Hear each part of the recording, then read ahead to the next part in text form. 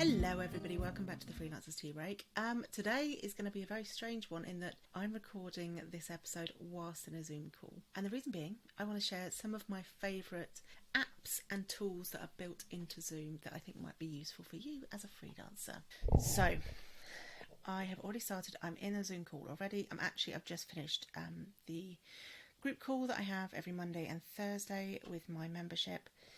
And as they all left, I thought, I will just record this actually while I'm here. So I'm going to start first of all with two of the tools that I think are really useful built into Zoom already, which is the summary and the AI companion. So the summary basically, it mainly works when you are recording, I think. And essentially what it does is it creates a summary document that you get sent afterwards, summarising the meeting into sort of, depending on how long the meeting is, a number of paragraphs. I don't use it copy and paste for coaching notes, but I do use it as a basis, and then I do tend to go through and edit it and add in things like extra information or software we might have mentioned or anything like that.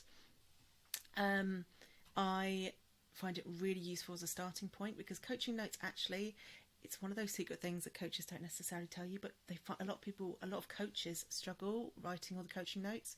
This gives you a starting summary. I still need to go in and edit it because quite often it will get people's pronouns wrong or the tone won't be quite right for coaching. But as a starting point, it's really useful. Then there's AI Companion. This is great for group workshops and things like that. What you can do is when you turn it on, it then monitors the conversation. So if somebody joins, say, 10 minutes later, they can click on the button that will say, catch me up or tell me what's happened or have I been mentioned, and it will then use AI to create a summary of that. I don't use it a lot, but I find it really useful for, say, when I do my goal setting sessions. It's really useful for that. If somebody hasn't been able to join just right from the start, it just gives them a catch-up point to work with there. So those are kind of the two inbuilt ones. I often use share screen. I often use recording. I don't often use whiteboards because I am terrible at drawing on a computer. Well, just drawing, but on a computer. I don't tend to use notes very often. I often use recording to the cloud and on the computer. Captions I will sometimes use as well, especially if I'm doing webinars and things like that. It's useful for people. Breakout rooms are great for if you want to spin people off into talking to things. And what I do sometimes as well with my goal setting sessions is I stream it straight to the Facebook group so that if people don't want to necessarily join the call, they can join the Facebook group, the private one for that as well. But you can stream to YouTube, Twitch, all these kinds of things. We also, during the group calls, have chat on all the time because about, a third to half of the group, I would say, are neurodivergent. There's a lot of chat going on the sides, people sort of chipping in, and it just means that people aren't interrupting each other and people are celebrating each other. It's lovely. I love it. Anyway, right, let's talk about apps on there. So there's a few apps I really like. I really like one called Tactiq down here. When I click on that, it does a similar job to Summary in that it records the conversation and transcribes it for me into an app. This one creates much more of a thorough transcript, whereas this is the Summary is definitely a summary. It's not word for word. If you can go on to Tactiq, by the way, is spelled Tactiq because obviously we live in this new millennium where, well, not new millennium, but nobody spells anything correctly now. Anyway, Tactiq, you can upload straight into Tactiq a video or audio, but I prefer to do it in Zoom purely because it then recognises the names and the voices of people and it makes it much easier to see who said what.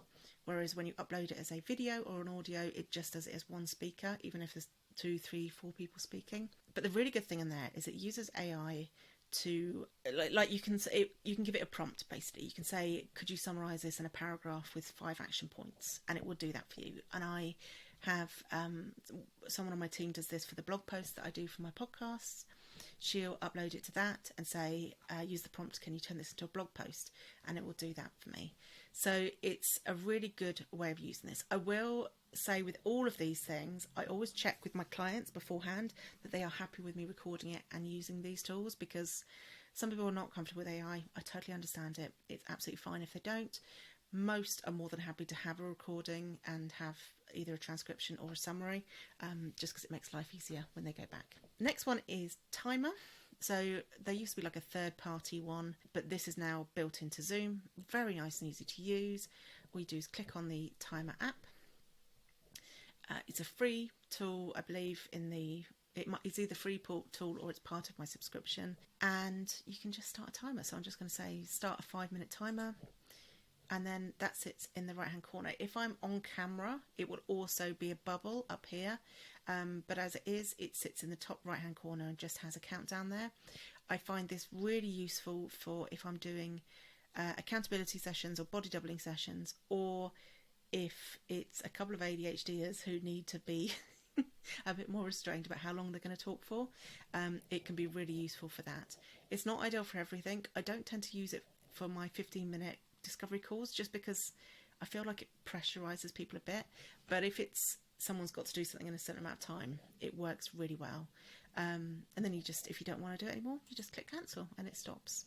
So that's a really useful tool that's built in. The other one that I thought was well worth a mention is group photo.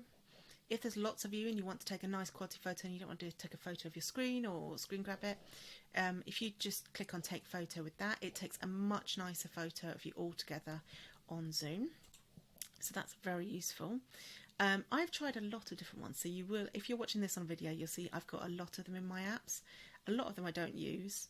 Name tags by Warmely I was using quite a bit. It was fantastic because you could add really lovely bars along the bottom, which will just need to add that, which would sort of give you more information about a person. But I actually use a tool called OBS now, which makes it much easier for me to add these things whilst I'm recording it. That said, I've just noticed actually clicking onto it that they've added even more things, like create an agenda for all your meetings, meeting ending reminder. That's fantastic. Local weather, maybe not as useful. Personalised messages, images, awards, lots and lots of things. They've actually added a lot more since I've been on there, so I'm going to have an explore of that one later. But again, this is one of those ones that some of it will be free, some of it will be paid, but it's well worth having a look at that one. I certainly will after that. So that's Name Tags by Warmely. And I think those are the key ones, really. So just as a reminder, the Timer app, fantastic, really useful. It's so simple, but it really helps. The Summary and the AI Companion as part of Zoom. Name Tags by Warmely. There's a couple of other ones that might be worth mentioning. The group photo one, where it will take photos within the Zoom call for you, so it looks really nice. Music, I've never actually done this because we don't really use music very much. The one I have used is Epic Reactions. So Epic Reactions, when you're on video, it basically allows you to choose a reaction, and that reaction, all the emojis will go behind you. So I thought it might be quite a nice tool for using when I'm on a coaching call and we want to celebrate something. But it ended up being something that was quite expensive, I think, for what it was. There's a free version that you can use up to 2 meetings a month. And after that, for what it was not quite worth it. But hey, if you've got the budget, play with that, go for it. So those are a few of my favourites. I'd love to know what apps you love. They are constantly adding new ones and upgrading them, as you saw when I was looking at Name Tags by Warmely and realised that there were a lot more. And there's a lot of other ones here that are well worth having a look at. So yeah, go have a play. And do let me know which ones you think are well worth doing. In the meantime, if you want to chat with other freelancers, come join us in the Facebook group, the Freelance Lifestylers. If you enjoyed this episode, I'd love a follow or a subscribe on YouTube or the podcast app that you're using. And if you really loved it, I would love for you to do a review. I'd really appreciate that, but only if you really loved it. Have a